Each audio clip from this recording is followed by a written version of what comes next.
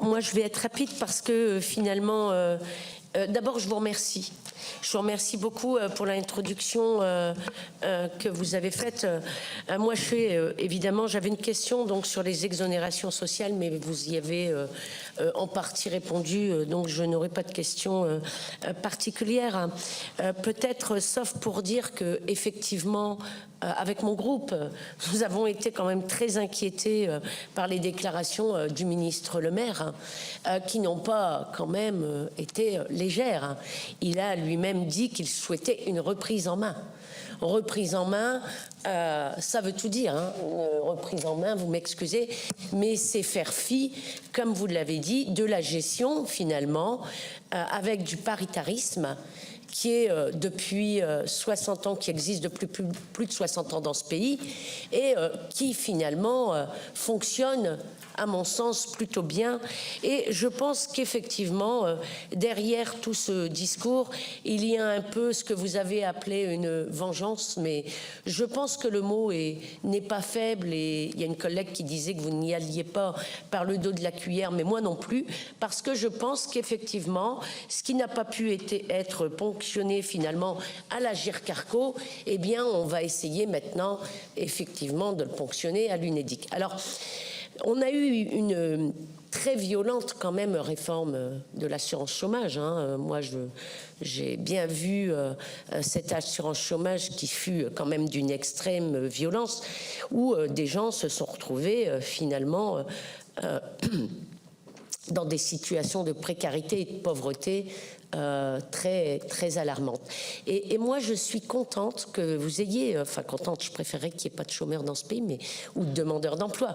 Mais en tous les cas, il y a beaucoup de fantasmes souvent autour de la question du chômage, où finalement, eh bien, il y a des millions de chômeurs dans ce pays qui ne cherchent pas de travail, etc. Et j'ai retenu ce chiffre sur je pense que vous avez parlé de 2,6 millions de chômeurs qui sont qui travaillent tous les jours. C'est ce que vous avez dit, hein, la moitié, et qui sont couverts, mais donc sans complément assédique, puisqu'ils travaillent tous les jours, hein, parce qu'ils sont quand même dans ce fantasme ambiant où on pense que finalement ils font partie de ceux et de celles qui profitent de la société, parce que c'est dit aussi parfois, hein. Et donc moi parce que vous voyez, on a des exemples concrets dans nos départements.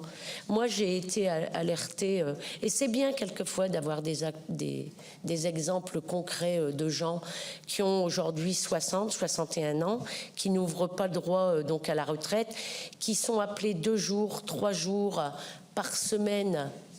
Donc ils vont bosser, ils n'ont pas de complément parce qu'ils vont bosser une semaine, 8 jours, 10 jours, on les appelle. Et j'ai le cas chez moi. Et puis ils sont même perdants. Ils sont même perdants parce que c'est des gens qui n'ont pas de complément donc assédique, hein, de Pôle emploi, qui n'ont pas de complément, qui travaillent et qui payent leurs frais de déplacement, et leurs frais de déplacement n'est remboursé par personne. Donc ils sont perdants, vous voyez. Donc il y a aussi ça chez les demandeurs d'emploi, ces gens qu'on appelle et qui sont perdants.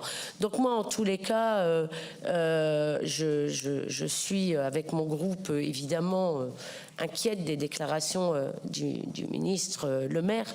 Je pense qu'ils veulent aller plus loin. Et bon, nous, sur les exonérations sociales, vous avez répondu à la question, et je vous remercie en tous les cas de nous avoir fait cet exposé qui était finalement bien parlant et qui nous a bien, qui m'a personnellement eh bien, ouvert pas les yeux, parce que je vois bien ce qui se passe autour de moi, mais en tous les cas qui m'a donné un certain nombre d'éléments pour pouvoir répondre à... Voilà, je vous remercie.